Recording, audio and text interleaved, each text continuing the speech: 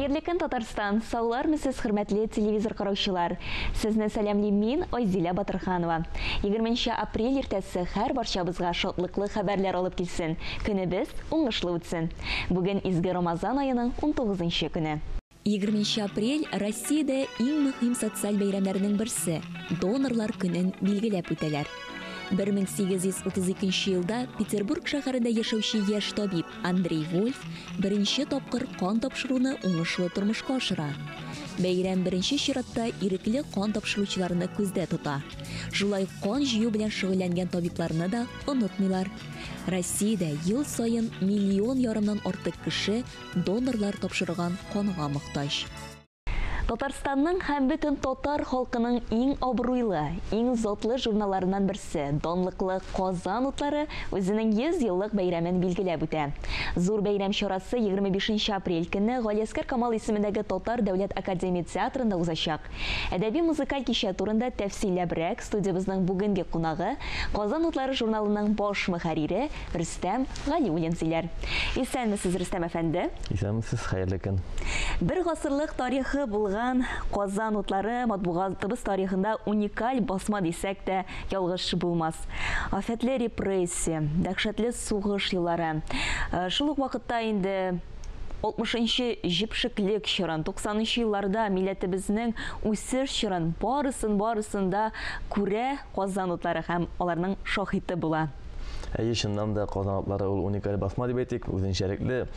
Беренчедән ул чыннан да менә шушы Россиядә дип әйтик, элеккеге Төркия республикаларында чыккан журналлар арасында бердән-бере үздексез рәвештә 100 ел дәвамында чыккан. Кайсыдыр басмалар ябылып торган, туктап торган, яңадан чыккан. Казан утлары исә хәтта бик ватан сугышы елларында да чыгудан туктамаган. Ул менә шул ягы белән дә бик үзенчәлекле. Әлбәттә 100 ел дигәндә без инде бераз тарихыбызны кичерәйтеп әйтәбез. Чөнки аңа кадәр да аң журналлары, әйтик, Шура журналы, калын журналларыбыз татар телендә басылып килгәннәр. Әле гасыр әл-җәдид, вакыт, Шура, аң бик күп инде аларны санап китсәк, Һәм инде менә шушы 1922 елдан инде безнең шул Галимҗан Ибраһимов инициативасы белән дип әйтик инде шушы безнең юл журналы оеша һәм менә бүгенге көнгә кадәр һәр ай саен үзенең укучыларын сөендереп килә. Һәм төрле елларда шушы бер гасыр дип әйткәндә инде журнал төрле исемнәрдә чыга. Ансын да искәртеп. Чыннан да ул 30-нчы елга кадәр безнең юл дигән исем белән чыга. Аннан соң 30-нчы елда ул икегә бүленеп ала. Беренчесе аның пролетар язучыларны кабул ала. Атака дигән журнал һәм инде икенче канаты Яңалиф, ул инде күбрәк сәнгать мәсьәләләрен, публицистиканы яктырта. Һәм инде 30-нчы елдан ул Совет әдәбияты кабаттан берләшә. Һәм инде 1965 елдан шушы үзенең мәгънәле матур исеме белән дөнья күреп килә. Серле һәм инде җылы берки торган исем Казан утлары. Һәм инде 25 апрель көнне без инде әйтеп уздык, Камал театрында бик зур матур кичә узачак. Чыннан да 25 апрельдә безнең төп чарабыз Галиәскәр Камал театрында була. Анда без шушы бәйрәм рухында узачак. Һәм инде бәйрәм рухында гына узып калмыйча, без инде үзебезнең 100 еллык тарихыбызны барлаячакбыз, үзебезнең авторларыбызны, күренекле шәхесләребезне искә алачакбыз. Гомумән алганда, ул Казан утлары бәйрәме генә түгел, әдәбият бәйрәме, мәдәният бәйрәме, безнең татар халкының бәйрәме булыр дип ышанабыз. Һәм дә ләкин әле безнең 25 апрельдәге чараларыбыз тагын берничә. Без ул көнне Татарстан Фәннәр академиясендә Галимҗан Ибраһимовның 135 еллык юбилеенда катнашабыз. Белебезчә инде аны да без Казан утлары белән бәйлибез. Ул безгә нигез салган кешеләребезнең берсе. Шулай ук Татар китап йортында бер ай дәвамында яткәрләрдә рухи йөзебез дигән Казан утлары журналына багышланган күргәзмә эшләп китәчәк. Безнең инде шунда да катнашачакбыз. Гомумән әдәбият сөючеләрне барысында шушы бәйрәмнәрдә көтеп калабыз. Менә бик кызыклы фактка юлыктык. Казан утларын дөньяның 20гә якын илендә алдыралар икән. Бу инде төрледән төрле китапханәләр, шулай ук инде фәнни, гыйльми үзәкләр. Һәм инде менә шушы чарада да чит төбәкләрдән, чит илләрдән килгән кунакларыбызның катнашуы көтеләдер. Чыннан да Казан утлары инде ул безнең Татарстан республика кысаларыннан шактый читкә чыга. Безнең татар халкы дөнья буйлап никадәр тибеп яшәсә, Казан утлары да шул кадәр таралган дип әйтергә мөмкин. Дөньяның төрле илләренә Кабардино таралу белән берәттә, ул әле 30-га якын Россиянең 30-га якын төбәгендә даими аның укучылары бар. Алар инде илләренә яздырып укучылар. Һәм шушы Казан утларының шулай ук менә безнең төрле төрки бирәктә төрки илләрдә дә инде аның абруе бик зур. Һәм шуңа күрә без Кыргызстан, Казакстан, Азәрбайҗаннан төп әдәби журналларның баш мөхәррирләрен чакырдык. Алар бик теләп киләләр. Кунакка һәм инде безнең бәйрәмдә катнашырга, котларга. Шулай ук Саха-Якутия, Кабардино-Балкария һәм инде Башкортстаннан республикаларыннан баш мөхәррирләр шулай ук безнең бәйрәмебезнең кунаклары булачак. Казан утларында төрле елларда атаклы язучыларыбыз, әдипләребез иҗат иткән. Аларның әсәрләре иң беренче чиратта нәкъ Казан утлары журналының битләрендә басылган. Казан утларының бүгенге хезмәткәрләре 100 еллык балкышны сүндермичә, аларны инде татар йортларына индерүче фидакар затлар.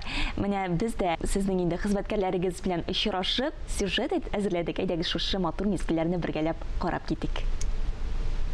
Тарих пәрдәсен күтәреп, үткәннәргә күз салсаң, халкыбыз элек-электән аң белемгә омтылган. 20-нче йөз башында Әл-Гасрил Җәдид, 1908 елда Оренбургта Шура журналы, аннан 1912 елда Казанда Аң журналы нәшер ителүе мәгълүм. 1922 елда Казанда татарча әдәби нәфис журнал Казан утларының башлангычы булган безнең юл басмасының беренче саны дөнья күрә. Ул Галимҗан Ибраһимов инициативасы белән чыга. 1922 елдан алып 30 елга кадәр гарәп имласында безнең юл журналы чыгып килә. Мәсәлән, аның 1928 елгы Мәсәлән, февраль саны Галимҗан Ибраһимовның иҗатына 20 ел тулуга багышлана. Монда инде Галимҗан Ибраһимовның портреты белән ачылып китә ул. Анда аның иҗат лабораториясына багышланган, аның иҗатына багышланган гомумән мәкаләләр дөнья күрә. 100 ел дәвамында журнал безнең юл, Яңа Әлиф, Атака, Совет әдәбияты исемнәре белән чыгып, безнең көннәргә килеп җиткән. Бөек Ватан сугышы елларында журналда бик күп фронтовик язучылар Муса Җәлил, Фатих Кәрим, Нурбаян әсәрләре басылып килә. Сугыш тәмамлангач, язучылар рухланып, яңа әсәрләр иҗат итә башлый. Гомәр Бәширов, Кауи Нәҗми, Габдрахман Әбсәләмов, Сибгат Хаким поэмалары шушы басма аша үз укучысын таба. Журналның исеме үзгәрсә дә, кыйбласы үзгәрми. Ул гасырлар дәвамында татар халкының рухи дөньясын чагылдыра. Редакция архивында әлеге журналларның нөсхәләре бүген дә саклана. 1922 елның май аенда безнең юл журналы чыга дип әйтсәләр дә, аңа кадәр инде безнең Габдулла Тукайлар, Оренбургта Рәмиевлар, Хәсәниләр, алар Аң журналлары, Шура журналлары чыгарганнар, Вакыт газеталары булган. Һәм аларда инде безнең татар әдәбияты бик киң яктыртылып барган. Исеме әдәбиятыбыз тарихында калган кайсы гына язучыны телгә алма, аның каләме шушы басмада чарланган һәм зур танылу алган. 1965 елдан башлап Казан утлары журналында Гариф Ахунов, Зәки Нури, Рафаил Мустафин, Ринат Харис, Рауль Фәйзуллин, Илфак Ибраһимов мөхәррирлек иткән. Казан утларында ул минем тормышымда иң өмеремнең иң асыл хезмәтнең дип әйтимме, шунда Казан утларында кайнап, ул вакытта Совет әдәбияты дип аталадыр, мен башлаган вакытта. Ул минем язмышым. Казан утлары бүгенге көндә халкыбызның визит карточкасы булуын дәвам итә. Заман белән бергә атлавын дәлилләп, яңа проектлар, бәйгеләр оештыра. Бер ел элек Казан утлары журналы үзенең китапханәсен булдырды. Инде Казан утларында басылган, яки басылырга әзерләнгән, яки безнең портфельдәге кызыклы әсәрләрдән без кисә китаплары чыгара башладык. Бу инде безнең менә күбрәк әйтик китап сөючеләргә, китап укучыларга һәм инде бирәктә читтә яшәүчеләргә дә бер үзенә күрә китаплар белән баету булып торса, икенчедән инде үзенә күрә авторларга стимул. Татарстан Республикасы Президенты каршындагы татар телен саклау һәм үстерү мәсьәләләре комиссиясе иң яхшы әдәби әсәрләргә конкурс оештырды. Һәм инде аның рәисе Марат Гутов улы Әхмәтов бу эшне язучылар берлегенә һәм Казан утлары журналына йөкләде. Анда 1473 килде. Һәм инде менә быелдан, гыйнвар аеннан без җиңүче әсәрләрне Казан утларында бастыра башладык. Ушыннан да моңарчы күрелмәгән масштабтагы конкурс иде. Һәм аның гомумән әле киләчәктә дә без аның уңай якларын күп күрәбез. Беренчедән күпме исемнәр ачылды. Икенчедән күпме язучыга тәргеш бирелде, яңа әсәрләр иҗат итәргә. Һәм инде Казанлыларның барган кешеләр күрерләр. Һәм инде киләчәктә китап булып та чыгачаклар алар. Нинди яхшы әсәрләр барбыр язылган. Классика тарихы дигән видео журналыбызны бик тырышып яратып эшли башладык. Бу инде Казанлылар журналында басылып, әйтик инде 60-нчы елларда, мисал өчен Нурихан Фәттахтан башладык без. Аның Ителфе вакыты турыдан Казанлыларында басылып, классик әсәргә әверелеп киткән, инде сәхнәләргә менгән, менә шул әсәрләрнең язылу тарихы, язылу вакытында кыенлыклар, чыгарган вакытында кыенлыклар, аннан соң басылып чыкканнан соң кыенлыкларында һәммәсе сөенечләр, башкалар һәммәсен дә без әйтик автор исән булса авторның үзеннән, исән булмаса инде гаиләсеннән, шулай ук инде ул әсәрне редакцияләгән хезмәткәрләрдән, әдәбият галимнәреннән, төрле кешеләрдән biz үзебез чакырыклы формада видео журнал эшләп җибәрдек. Ул да менә караулар күп, безнең Казанлыларның киләчәктә бер теге үзенә күрә бер юнәлеше булып үсеп китәр дип өметләнәбез. Затлы журналны тулы бер коллектив әзерләп чыгара. Басманың сыйфаты хезмәткәрләреннән тора. Казанлылары журналы биеклеге дигәндә без һәр вакытта да татар әдәбиятында кала торган, әдәбият тарихында кала торган әсәрләрне иң беренче урынга куябыз. Бүгенге көндә юбилей уңаеннан төп сурәтләрдә рухи йөзебез дигән исем астында фотоальбомда әзерләнә. Бу фотографияләрнең зур күпчелеге Раул Абый Фәйзуллинның, ул монда бик озак еллар эшләгән кеше буларак, аның үзенең дә архивы, фото архивы бик зур булып чыкты. Безнең авторлар, язучыларның йөзләре, аларның төрле чагы еш кына керә инде, яшь вакыты, карт вакыты. Мәсәлән, 100 ел элеккеге фотоларда без менә нинди фотографиялар таба алабыз, шундый уникаль фотографиялар да килеп чыга.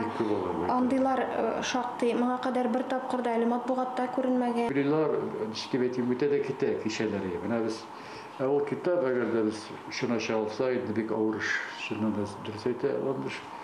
Шул ул инде төнәй бүтән тарихта күбрәк саклана өчен күп кулларга ирешергә мөмкин. Аның тиражын әлтегән ачыкламадык, ләкин ул әле шушы юбилейның 100 еллыкның төп истәлеге булып калыр әле.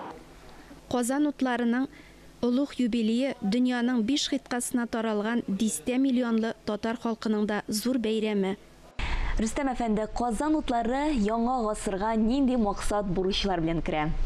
Дөресен әйткәндә, безнең менә әйтик 100 ел элек безнең шушы язучыларыбыз, Фатих Әминханнар, Тинчуриннар, Валентин Ибраһимовлар әйтик инде шушы журналның башында торучылар нинди максат бурычлар куйганнар, журнал буенча без шуны һәр вакытта да саклап киләбез. Дөресен әйткәндә, Казан утлары традицияләренә иң тугрылыклы редакция дип уйлыйм инде мин.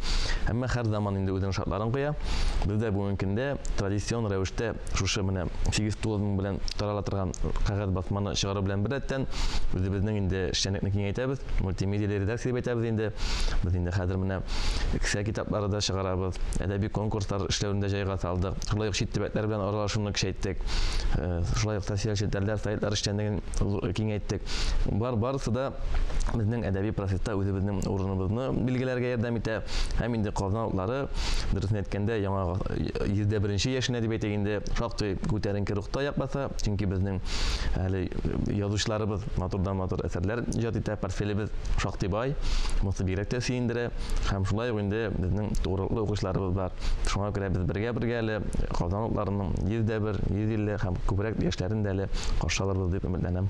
Ана шунысын әйтергә кирәк, менә иң күп язучылар очрашу урыны ул Казан утлары журналы редакциясыдыр мөгаен. Әйе, Казан утлары һәр вакыт безнең язучыларыбызның, шагыйрьләр, прозаиклар, драматургларның, шулай ук инде әдәбият тәнкыйтьчеләренең, галимнәребезнең, публицистларыбызның, журналистларыбызның төрле темаларга яза торган публицистларыбызның һәммәсен һәр вакыт үзенә җыеп торган бер учак булды.